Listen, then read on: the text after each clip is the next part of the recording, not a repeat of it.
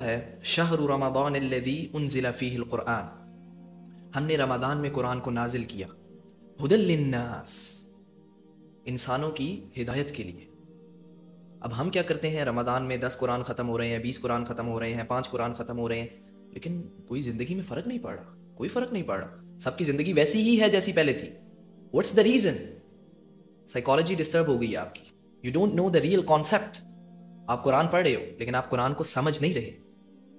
قرآن کو نازل کیا گیا ہدی للناس، لوگوں کی ہدایت کے لیے، سمجھنا، دیکھنا کہ اللہ تعالیٰ کیا کہہ رہا ہے ہم سے، ہم نے اپنی زندگی میں کیا کیا چیزیں جو ہیں ان کو شامل کرنا ہے، اللہ تعالیٰ کیا حکم دے رہا ہے، اللہ تعالیٰ بتا رہا ہے کہ آپ نے اپنی زندگی کو کیسے انہینس کرنا ہے، اپنے لائف سٹائل کو کیسے انہینس کرنا ہے۔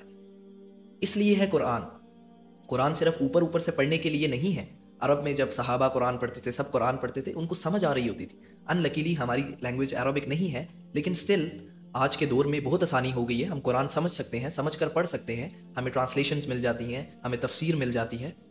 میں آپ سب سے یہ ریکویسٹ کروں گا کہ دس رمضان آپ یہ ٹرینڈ سٹارٹ کریں، آپ 10 قرآن پڑھنے کے بجائے، 2 قرآن پڑھنے کے بجائے آپ 5 چیپٹرز قرآن کے پڑھ لیں، لیکن سمجھ کر۔ اس سے آپ کی زندگی بدلے گی، اس سے آپ کو پتہ چلے گا کہ اللہ تعالیٰ آپ کو کیا کہہ رہا ہے، اللہ تعالیٰ کیا فرما رہا ہے قرآن، اللہ تعالیٰ انسان سے کیا کہہ رہا ہے۔ آپ کی زندگی بدلے گی، آپ کی زندگی، آپ کا لائف سٹائل انہینس ہوگا۔ دس از دا رائٹ آف قرآن۔ قرآن تو دنیا میں سب سے زیادہ پڑھی جانے والی کتاب ہے، لیکن اس کے اپوزٹ قرآن ایسی کتاب ہے جو سب سے زیادہ دنیا میں پڑھی جاتی ہے نہ سمجھ کر۔ کتنی زیادتی ہے قرآن کے ساتھ۔ کسی سنگر کا کوئی سانگ آ جائے، کسی بڑے بل گیٹس کی کوئی بک آ جائے تو ہم کیسے پاگل ہوتے ہیں کہ ہم دیکھیں اس نے کیا لکھا ہے۔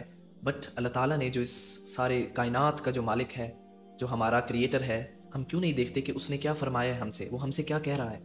سو اس رمضان کائنڈلی یہ ٹرینڈ بنائیں، قرآن کو سمجھ کر پڑھنا سٹارٹ کریں، اور یہ پیغام، یہ میسج آگے پہنچائیں، فارورڈ کریں اپنے گھروں میں، اپنے کزنس میں، اپنی فیملی میں، اپنے سوشل سرکل میں، تاکہ لوگوں میں اویئرنیس پیدا ہو۔